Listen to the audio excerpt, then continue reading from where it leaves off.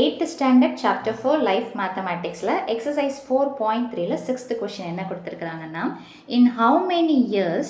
will rupees 3375 become rupees 4096 அதாவது நம்ம போட்ட principal amount எவ்வளோன்னு பார்த்தீங்கன்னா rupees 3375 அது என்னவா மாறுதுன்றத பார்த்தீங்கன்னா அமௌண்ட்டுன்னு சொல்லிட்டு வச்சுப்போம் தட் இஸ் 4096 at 13 கொஸ்டினில் தப்பாக கொடுத்துருப்பாங்க 1/3% சொல்லிட்டு இருக்கும் ஸோ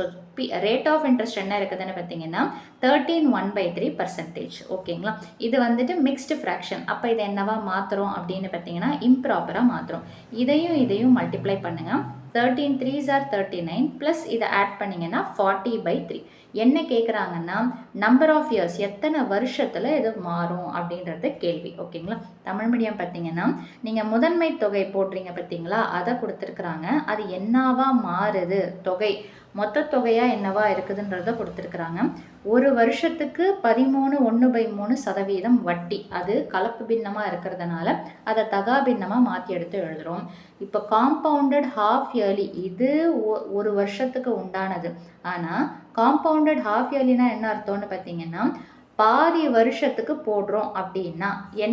எத்தனை வருஷம் ஆகும் இதுதான் கேள்வி ஓகேங்களா இப்போ இதில் நம்ம பார்க்க வேண்டிய ஒரு வார்த்தை என்னென்னு பார்த்தீங்கன்னா compounded half yearly compounded annually அப்படின்னா பிரச்சனை இல்லை ஹாஃப் இயர்லி அதாவது அரையாண்டிற்கு ஒரு முறை கணக்கிடப்படும் போது கூட்டு வட்டி அப்படின்னும் போது என்ன பண்ணணும் நமக்கு வந்த ஆருடைய வேல்யூ என்னென்னு பார்த்தீங்கன்னா 40/3 ஹாஃப் அப்படின்னா என்ன அர்த்தம்னு பார்த்தீங்கன்னா by2ன்னு சொல்லிட்டு அர்த்தம் ஆல்ரெடி இங்கே 40/3 இருக்கிறதுனால இந்த by2 இதோட சேரும்போது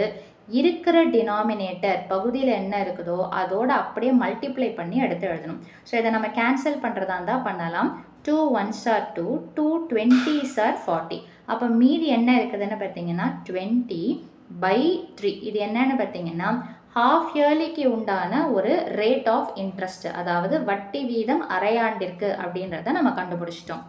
ஸோ இப்போ காம்பவுண்டட் ஹாஃப் இயர்லினா ஃபார்முலாவும் என்ன மாறும்னு பார்த்தீங்கன்னா A is equal to P into 1 plus R/100 whole power என்னுக்கு பதிலாக என்ன வந்துடும்னு பார்த்தீங்கன்னா 2n இதை ஞாபகம் வச்சுக்கும் இப்போ ஏவுடைய வேல்யூ என்ன இருக்குதுன்னு பார்த்தீங்கன்னா 4096 is equal to P உடைய வேல்யூ என்ன இருக்குதுன்னு பார்த்தீங்கன்னா 3375 into 1 plus R நம்ம இங்கே என்ன கண்டுபிடிச்சிருக்கிறோம் அப்படின்னு பார்த்தீங்கன்னா 20/3 ரைட்டுங்களா இப்போ இங்கே ஒரு 100 இருக்குது இல்லைங்களா அந்த 100 எழுதும்போது சும்மா இப்படி ஜஸ்ட் லைக் தட் எழுதக்கூடாது நடுவில் என்ன பண்ணணும்னு பார்த்தீங்கன்னா மல்டிப்ளிகேஷன் சிம்பிளை போட்டுடணும் ஹோல் பவர் 2n ஞாபகம் வச்சுக்கோங்க காம்பவுண்டட் ஹாஃப் இயர்லினா 2nன்னு சொல்லிட்டு வரும் இப்போ இந்த 4096ஐயும் இந்த 3375 மல்டிப்ளிகேஷனில் இருக்குதுங்களா அப்போ ஆப்போசிட் சைடில் வரும்போது டிவிஷனில் வந்துடும் ஸோ விச் மீன்ஸ் 3375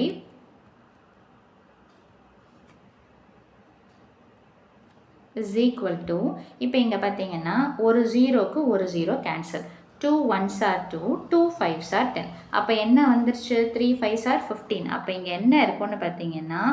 1 plus 1/15ன்னு சொல்லிட்டு உள்ளே இருக்கும் இப்போ இதை கிராஸ் பண்ணுங்க 15 + 1 ஏன் கிராஸ் மல்டிப்ளிகேஷன் பண்ணணும் ப்ளஸ் மைனஸ்னாலே நமக்கு இந்த டினாமினேட்டர் சேமாக இருக்கும் அப்போ 15 + 1 என்ன வந்துரும்னு பார்த்தீங்கன்னா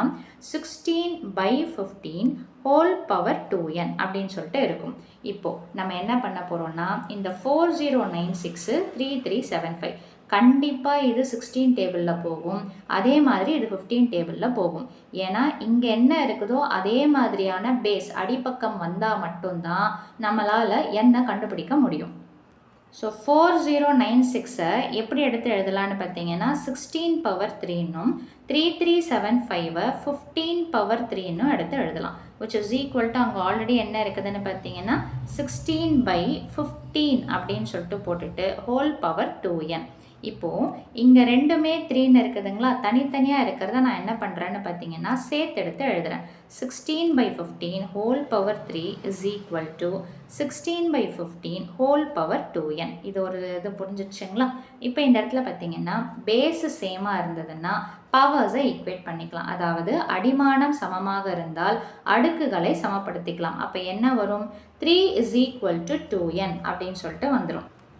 ஸோ அப்போது 3 is equal to 2n இப்போ நமக்கு என்ன வேணும் n வேணும் ஸோ அப்போ n-க்கும் 2க்கும் நடுவில் என்ன ரிலேஷன்ஷிப் இருக்குதுன்னு பார்த்தீங்கன்னா எதுவுமே இல்லைன்னா 2 into n-ன்னு சொல்லிட்டு அர்த்தம் அப்போ 3 பை இந்த மல்டிப்ளிகேஷன் அடுத்த பக்கம் வரும்போது டிவிஷனாக வரும். So 3/2 is equal to n. அல்லது இதை நம்ம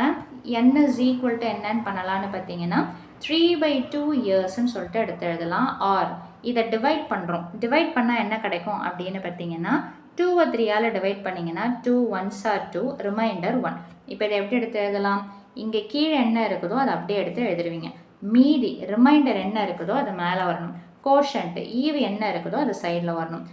1.5 வருஷம் அப்படின்றது எழுதலாம், அல்லது 3/2 இயர்ஸ்ன்னு சொல்லிட்டு எடுத்து எழுதலாம்.